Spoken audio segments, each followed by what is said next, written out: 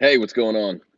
Joe Gilder here. I am actually setting up the slides and ProPresenter for Sunday at this church, my one of two church jobs.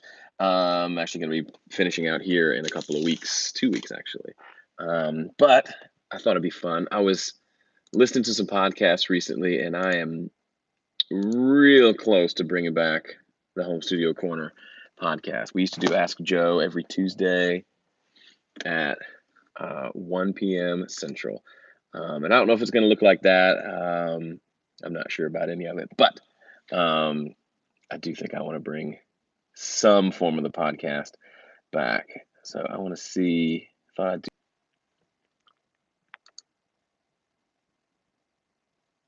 My back connection not great. Thing is, it was really fun to get to connect with folks every week. And how do I show all the chat? Okay. And but I thought it'd be fun to just do a little quick Ask Joe here. So if you asked a question, ask it again, because I think my stream stopped for a moment and didn't come through. Recently subscribed, Levi Castle. Thanks, brother. Appreciate you. There's a lot of stuff to catch up on, so take your time. It's been a fun. I've been doing this 10 years. Can you believe that? Can you believe it?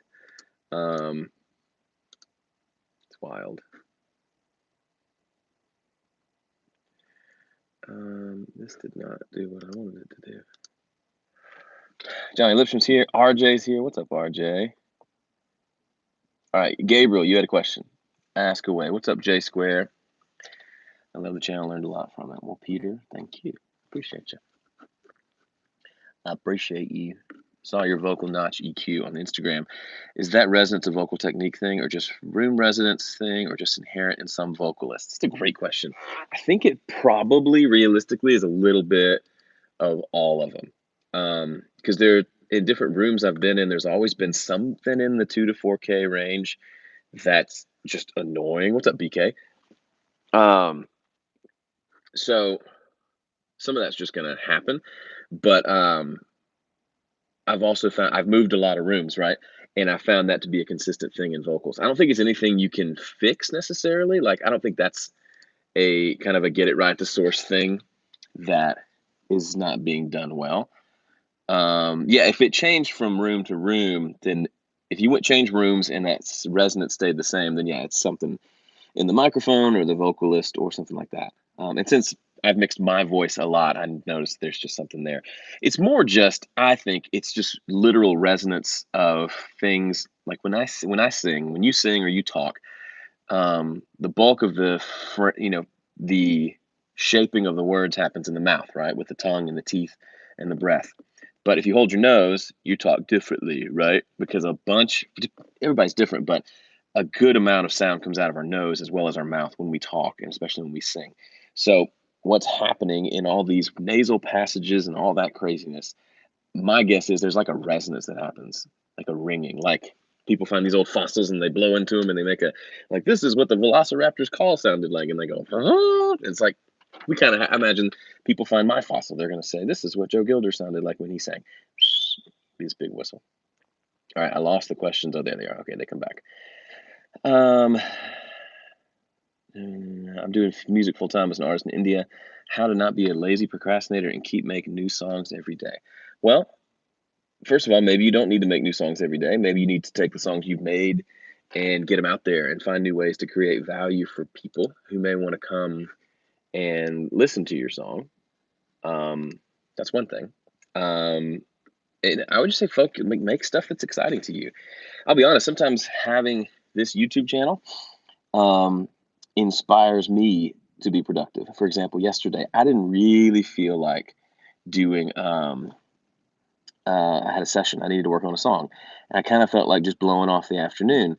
But instead, I got in the studio and I fired up the live stream thing to do YouTube Live there. And so I had a little audience there. So I recorded guitar, lead vocals, and a bunch of like 8 background vocals on a song. And it was more fun because I involved people. So maybe with the way the internet goes and live streaming, maybe you can invite people into your process more. Um, so if I'm a big fan of you and your music, and you start posting stuff showing me behind the scenes stuff, I'm probably going to be a big fan of that. Like anything that Dave Grohl puts out, I like Foo Fighters. Um, that shows the process, I'm into it. I saw a Metallica YouTube video where they were making a record. I'm not a Metallica fan, but I watched an hour of this big long video of them writing songs in the studio because I was just fascinated by the creative process. So part of me thinks that's a big area for folks, is if you can invite people in so it's not, "What's up, Arahant? Good to see you, brother." Or sister. If you invite people into your process, maybe that'll give you some inspiration. What's more important, mic or preamp? Hmm. I would say mic, in the sense of, if you've got one really good expensive condenser mic, but the song calls more for a dynamic, you'd be better off selling that mic and getting a nice condenser and a nice dynamic for less money. But even as I'm saying that, that doesn't feel true, because I don't really pair microphones all that much. I've got a couple mics that I like. Yesterday, I recorded acoustic on the mic I have set up for my vocals because I didn't feel like setting up the other mic that I normally use on acoustic. Um, Preamp, on the other hand, so I can't answer your question simply because I don't think that, like most things, there's not a simple answer. Um, a nice preamp. Here's the thing. You know my song "Fighter." I recorded that in a nice studio with a $5,000 microphone through a $1,500 mic pre. Vocal sounds pretty good on that. And then, if you may recall, I did a video on my channel about setting up a bedroom studio, and I re-recorded that song like an acoustic version, and I used a $300 mic into just a cheap PreSonus audio interface using the stock preamp there. Both sound good. Some folks like that version better than the big fancy studio version. But what I found is it was harder to mix the vocal that was recorded through the cheaper preamp. I even noticed the preamp as a difference. Not impossible, not that it sounded bad. It was a little easier to mix the one that went through the nice system. How to get that diamond distortion tone? I don't know what that is. Yep, anatomy. Thanks, man. I'm putting out music and releasing behind the scenes documentaries for every song I put out. And that's very cool. I think the big thing to think about is, if no one knows you, then the behind the scenes isn't as valuable. No, it is, but it's all about bringing value, right? If people aren't responding, the great thing about content is you can see how it does, right? I can put out 30 videos, go back and see, okay, these two got over 15,000 views or something. The rest were like 5,000. So I can say, okay, that tells me something, right? I may not know exactly what it tells me, but I have a good idea, so that I can take that information and apply that to my next 30 videos.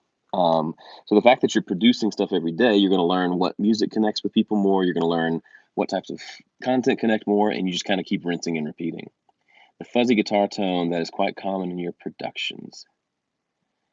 If you're talking just my regular distortion, for guitars, I use a lot of that Boss Blues driver. It's a tubey kind of distortion that, when you ease up playing or roll back the volume, it cleans up pretty well. I like that kind of distortion and overdrive. It doesn't have the big hump in the mid range like a tube screamer does. I'm just not a big fan of the tube screamer, but I also predominantly play humbucker guitar, so that probably has something to do with it. Songwriting, everyone has a process. What's yours? To summarize, I'm working on a songwriting course. That's going to be fun. But my process involves a lot of writing every day, just writing in a journal. I just write all the time. I love it. And that helps me hone the skill of getting my thoughts on paper.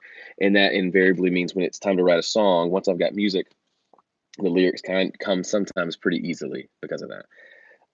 As far as music, I just play something until I find something that I would be excited to sit in front of a crowd and play, like an intro that I would be excited to play, because it's fun to play, it's interesting, it's not just a rehashing of something I've done before. More songwriting corner vids. That's definitely probably going to happen.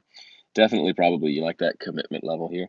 How did you learn to sing? I did take some voice lessons, but I don't think that helped very much because it was more classical, learning how to sing like musical theater and literally like classical music. And it was good, I guess, for learning how to breathe and stuff like that. But for the most part, recording taught me how to sing, because I would record and I would listen back and say, well, that's terrible. and I'd record again, and I'd listen back and say, well, that's terrible, but maybe a little less terrible, and then I'd record. It's an instant feedback process, which is great, as opposed to you play 100 shows and you never got to hear what you sound like. You thought you sounded good, and someone comes up and says, this happened to me in this church, actually. So I'm in this church we were part of for 10 years before we helped launch a couple other churches. But I was right up there on that stage. We had just moved back to Nashville, and the worship leader named Lori, shout out Lori if you're listening. You're not listening. She had me sing lead on a song, and I'd never sung with in-ears before. So I sing through the whole song. After the rehearsal, she comes up and says, hey, could you hear yourself? And I knew instantly I must have been super sharp or flat or something, because she gave me the feedback. Recording's great because you don't need another person to give you that feedback. So you have to be willing to listen and listen critically, and then go back and either fix it with tuning software or, better yet, learn how to sing it better. And I know that just the stuff I sang yesterday on the live stream, there are a couple spots where I went back and listened and said, whoa, it's a little off. What's your process to make a course? Scripting, shooting? For a long time, it was just have a basic outline and just go shoot it. Now I'm trying to be more thoughtful in the way that I do it. So trying to make sure the process is a little more thought out. And the latest thing I'm trying to do is to shoot the core content where I'm doing the thing that the course is about. And then I go back. The plan is to go back later and kind of shoot intro videos for each section. Say, in this video, here's what I'm going to cover. Because sometimes I don't know exactly how it's going to go. Like a songwriting video, I may only get a lyric in a video, right? Because I sat down to write. Or I may get a cool chord progression or something like that. Do you find it's hard to, do you rehearse your clients before you have a recording session or make sure they're good to go? I don't rehearse them, and I don't really boss them around like that. I've just been lucky that I work with people who know their stuff. And so they come in prepared. Joe, why are you so awesome? Man, I think it's because of coffee, I'll be honest. We're all awesome in different ways. Joe Broadway, what are you asking? I'm trying to decipher what you're saying there. You know, my intention was to talk to you and answer questions while I do this setup thing. And I've done none of it, so I'll have to go soon. How often should you buy a new computer for music production? That's a good question. It depends on what you're doing. For me, since I'm doing almost exclusively recording, like microphones, audio tracks, I'm not doing much MIDI or electronic virtual instrument production. For me, the computer I have right now is an iMac. I think it's a 2011, maybe a 2013. Either way, it's either 6 or 8 years old. It only has 8 gigs of RAM, and it's slow. Like, it takes forever to open an internet browser, but I only really use it for studio stuff, and it works. For whatever reason, it works. So I don't love to change because, especially like right now at this moment, the new Mac operating system, Catalina, just from what I've seen from like posts and emails I've not looked into it, but it apparently doesn't work with a lot of stuff. So don't upgrade your system, but don't also buy a new system when there's a brand new operating system and you're not sure all your stuff works, because then you'll just be, it's just a hassle to set up a new machine. So I have a laptop that I use for just regular, for video editing and email and stuff like that, social media, but I don't use it for studio stuff. And then I use my old computer. So I'd say when your system cannot do what you need to do, that's a good time. Most people would pretend that their system can't do what they need to do, but it really can. They just want an excuse to get a new toy. And that's fine, but just know the real reason why you're doing it. What's your software setup? It's that orange drive I have. I don't think it's solid state, but it seems to work okay for the few sounds that I use external. Do you find it hard to hear input, good or bad, about your music and/or songs? Yeah, it's always hard. It gets easier the more you do it, just like most things. Like now, someone can see, like I was on a live stream last week and someone said, this song sucks and you can't sing. It wasn't my song, so that didn't hurt my feelings, but you can't sing could have hurt my feelings. And I guess it probably did a little bit, but I'm balancing that against all the other input I've gotten over the last 35 years of my life and realizing that A, it's not going to change what I do, so I don't have to worry about it. And B, that person's probably just having a bad day. But then also on the flip side, more real talk, if your stuff's bad, like I had a customer, um, he took a mixing workshop that I did, and part of that was to give, they got critiques. And so I did a critique of his mix and I kind of ripped it. I kind of, I was, I was honest, which is kind of what you want out of a critique. And I said, hey, these are all the things that I think you did wrong here. And he emailed me just recently, said he was kind of gutted by it. And for a while he was maybe a little angry, upset, and kind of didn't walked away from it. But then he slowly got back and looked at it, tried to be objective, and he sent me a revised mix, and I was listening to it just briefly last night, and it was a lot better. So it's a hard thing, but it's a good thing. Any plans on coming to India? I would love to come to India. You look tired. Go home. I don't think I'm tired. I think it's just the way my face is. Okay, it is like 1 in the afternoon, so I've got that afternoon slump. Are digital pocket studios just for hobby, not for production? Man, I know people, professional Nashville producers who will use iPad virtual instruments in their productions. I don't know of anybody using them exclusively, but then again, like if you're doing electronic production, those iPads are super powerful. So now I don't turn my nose up at it. For me, I like plugging in microphones, and the technology hasn't gotten to a point where I could run like a full-on tracking session from an iPad, or if I could, I don't have a reason to switch yet. But it's certainly, I'm assuming that's going to be the way things go. Recording in rooms that sound great, other than unpredictable traffic noises from the road outside. You talking about how to deal with the traffic noises? I say just deal with them. A lot of times, if there's a noise on one guitar track, you don't hear it in the final mix, so don't worry about it. Otherwise, if it gets in on there, just punch in that spot. It's really not going to be that big of a deal. And it might make the music charming to hear, a fire truck driving by. Biggest musical influences when I'm writing. Stephen Hurst Chapman. I just listened to him a lot as a kid. The rest is kind of eclectic. I'm at a church. Skumped jump toes. All right, a couple more questions. I gotta go. What have been one of the most inspiring event of your life? You seem very wiser to me, but that side is not really highlighted on the channel. P.S. You inspire me. What was the question? The most what experience? Inspiring event of my life. As far as musically, the first time I attended a show at the Ryman Auditorium was a big moment for me. I'd never been there. It's a small-ish place. It seats about 3,000 to me, not small. Um, but it was just this magical thing, and I realized I want to play there. I want to be on that stage with all those other musician friends playing. So I'd say that was it. All right. Sorry, I wish I could stay and answer more questions, but I do have to. I gotta go do some of this stuff. So, um, leave questions in the comments or shoot me an email or something. I'll be happy to answer them. But I do have to go. Thank y'all for being here. I'll see you on